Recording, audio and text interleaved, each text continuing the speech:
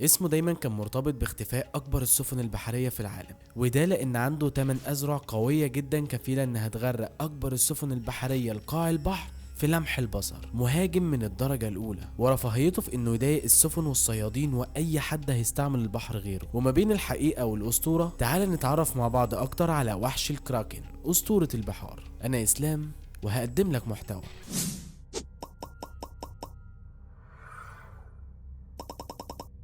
عالم البحار مليان بالاسرار والغموض والقصص المختلفه اللي كتير من البشر ما يعرفش عنها حاجه. ولو دخلت العالم ده هتحس وكانك سافرت كوكب تاني غير كوكب الارض. هتسحرك الالوان وجمال الطبيعه، وهيشد عينك كتير من النباتات والحيوانات والاسماك الجميله. وعلى الجانب التاني بيعيش فيه كتير من المخلوقات الغريبه الغامضه اللي سمعنا عنها على مر السنين، وبيسكنوا المحيطات اللي لحد دلوقتي البشر اكتشفوا 5% منها بس. على حسب وصف الكاتب والمؤرخ النرويجي بونتو بيدان، ان طول وحش الكراكن كان يصل إلى 1500 متر، وبيظهر في البحر على شكل جزيرة، وبيخلي لون المية تتحول للون الأسود وقت ظهوره نتيجة لإفرازاته الكتيرة. واتقال إن في أنواع كتير من الكراكن أصغر حجما، ممكن تكون 20 متر و30 متر، وممكن تصل إلى 80 متر. وفي وصف الكراكن إن كان عنده عيون حمراء و8 أذرع طويلة فيها مجسات وأكواب شفط علشان تعرف تمسك فريستها من غير ما تهرب منها. وفي نهايتها مخالب قوية ممكن تقسم سفينة نصين من قوتها. وكان عنده فم كبير وتبرز منه أنياب حادة جدا زي السكاكين.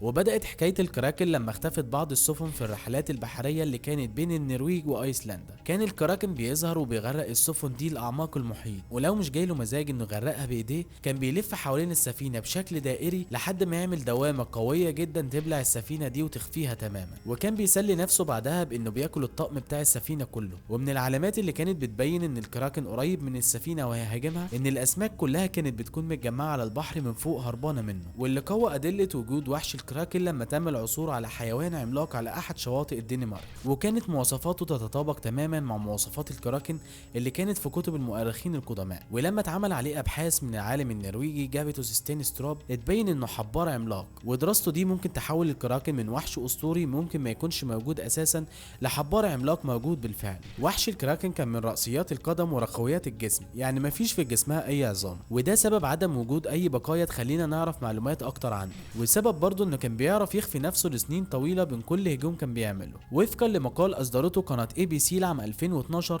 إن في مجموعة من الباحثين بقيادة الباحث مارك ماكمينامين بيقولوا فيه إنهم اكتشفوا مخبأ لوحش بحري كبير على شكل أخطبوط عملاق في حديقة أكثيوسور ستيت بارك في ولاية نيفادا بالولايات المتحدة. وكان في المخبأ ده مجموعة من أحافير الأكثيوسور اللي كانت موجودة من ملايين السنين، ولقوا إن الزواحف دي متخزنة بنفس الطريقة اللي بيخزن بيها الأخطبوط الأكل بتاعه، مما يدل على إن اللي خزن المجموعة دي من الزواحف كان وحش بحري كبير مش مجرد أخطبوط عادي. وما زال الجدال مستمر، هو حقيقي ولا حكاية أسطورية إلى يومنا هذا. وأبحاث العلماء مستمرة كل ما يلاقوا أي بقايا لوحش الكراكن، وعلى يقين إن لو كان مستمر ليومنا هذا كان هيشكل خطورة كبيرة جدا على الحياة البحرية. وفي النهاية أتمنى إنك تكون استفدت من الحلقة وقدرت إن أوصلك المعلومة بطريقة سهلة وبسيطة. وما تنساش دعمك الجميل باللايك وتعمل اشتراك للقناة علشان يوصلك كل فيديو جديد بنزله بإذن الله. أتمنى ما كنتش ممل. سلام.